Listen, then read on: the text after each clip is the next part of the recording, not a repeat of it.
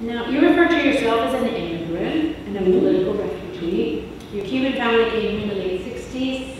What are some of the challenges you faced, if any, being Cuban American? And what advice would you give other Latins that are looking to make it in the fashion business? Don't stop till they get Latin. Do what you do because you love it. And you've got to do it. I mean, especially now in 2012, I mean, to think that would stop you. It shouldn't stop you. It should inspire you. And in fact, Latin women love fashion. If you're in fashion, you're in the right spot. Because we all... Women and men. Yes. Oh, yes, yes. We're very diverse. We're all colors, all sizes. I mean, we're so different that that gives us a huge scope. So we'll always have an audience. I mean, so that actually is a But I think it's very important for the Latins to hear, because sometimes, I don't know, I think that sometimes they feel that that is a disadvantage, and it's not a disadvantage, it is, it's an advantage. And in fact, in history, you think of history, I don't remember any time where there hasn't been a Hispanic designer in Balenciaga. All the greats, a lot of the greats were Spanish. So it's something that I would think we've always been involved in fashion. So you never really felt it was a disadvantage for you to be Cuban? You know what, we came here at such a young age, and we came at such an incredible time. America was, we went through the hippies and all this. And then we come into New York where it's the birth of all this incredible culture where there's no boundaries between art or fashion or music or performance or writing or film. So it was such a natural playground for creativity that the more different that you were, the more you had to add to culture. And I think we still try to carry on that way where so you have to bring something original to your work, right? So the more in your own, we always tell kids, stay in your own bubble for as long as possible, because that's what makes you very unique, and that's where, when you bring your culture and decide to join the human race with what you do, it's a very important thing that you're bringing in. So we already start being different. So use it. Difference is a plus. It's definitely not a minus. And you've always maintained that difference. You are a designer that really has her own rules, goes at her own pace. Nature is how the business, how I was introduced to the business, the financing, how we do what we do today is based on also winning it. Well, we started our business completely by accident. I went, out of necessity, I went to Isabel's closet, took 12 dresses, and took them to Henry Van Gogh and packed it open, and that's how our business was born. They both gave us orders the same day. So it was completely a self-taught thing from 1984. No, that's why it's important that the students here, I heard, to recognize the facility, just go out and do it. The most important thing is to have that bravery, to have the confidence to do.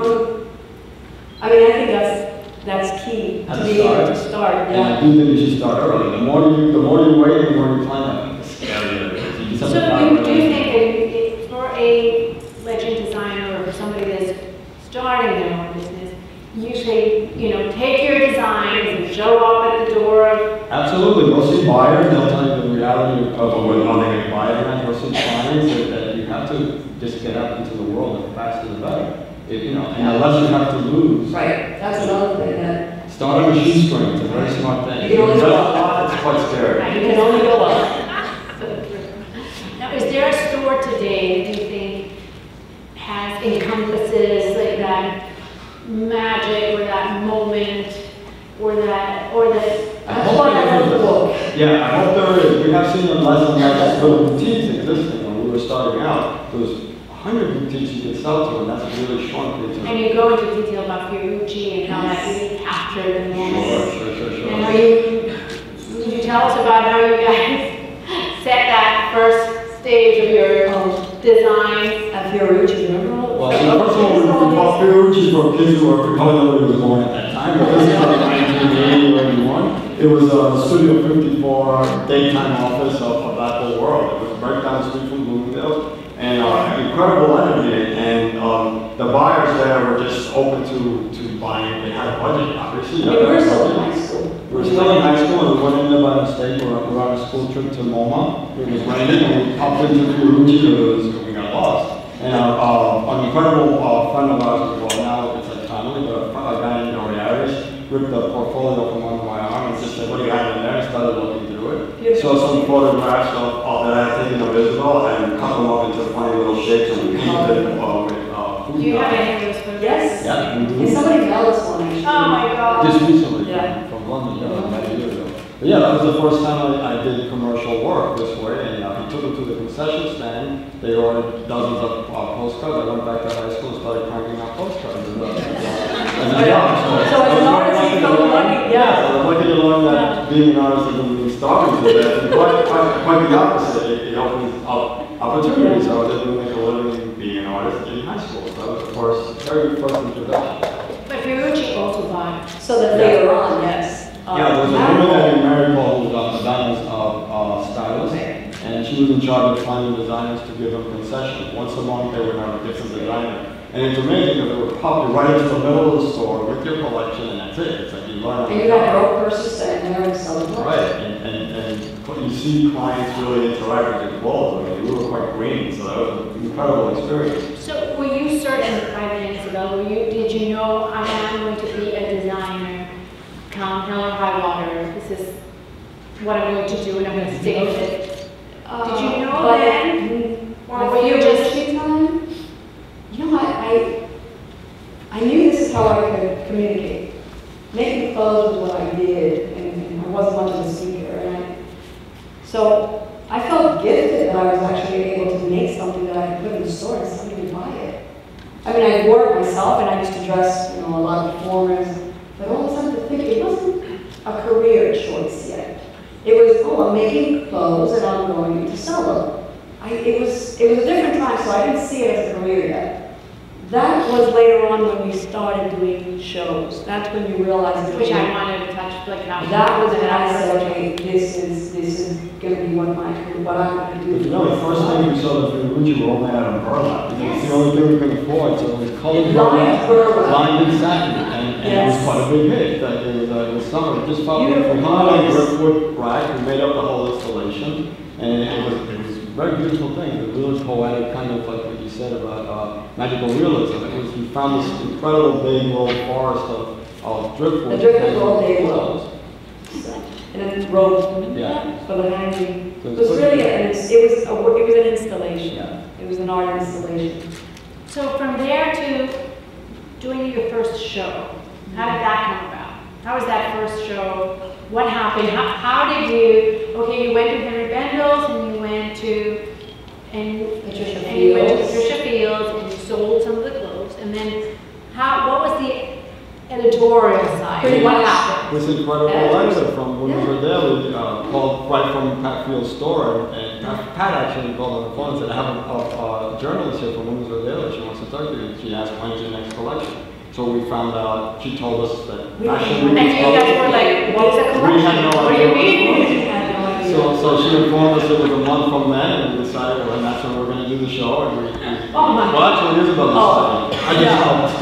But, no, I was chained to a machine making everything. She made every piece herself, of course, for quite a. That's why the handiwork of being able to sew, no one can stop you. No one can say, okay, you can't do this. That's why it's so important that you learn the technique of sewing.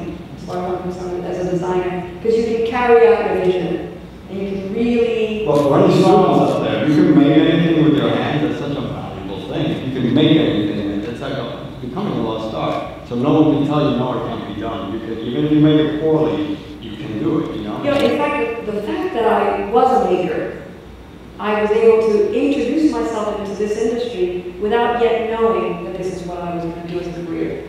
I used to make clothes. I used to be good at hands. That's why I was at the Met. I used to restore a lot of the old masters' work, like on the and Bjorn. And that's, again, when I really did fall in love with fashion. How the heck I was maybe a fashion designer, I have no idea. How was working with Diana? Because you were able to work with Yes, Diana. several years Diana really was there. About 4 years. And how did you get that internship back? Someone who been here. I was working at a store called Parachute, and we had one of the girls that worked there with me, you Isabel Toledo, and they were putting together the exhibits. The exhibits at that time were miles and miles long, and they took tons of people to make these installations happen, and also restoration. So she knew that needed hands, and Isabel could sew, and they asked her up there, and it worked. And it was me in the little room with like the old ladies. and they were really impressed that I had the hands and the appreciation. And I recognized their appreciation for what I was doing. And I realized, wow, you know, I can speak through this art form. And that must have been an incredible, I mean, learning ground. Oh, yes. Oh, yes. By itself, being able to be there and, I mean, see this up close. That intimacy with passion.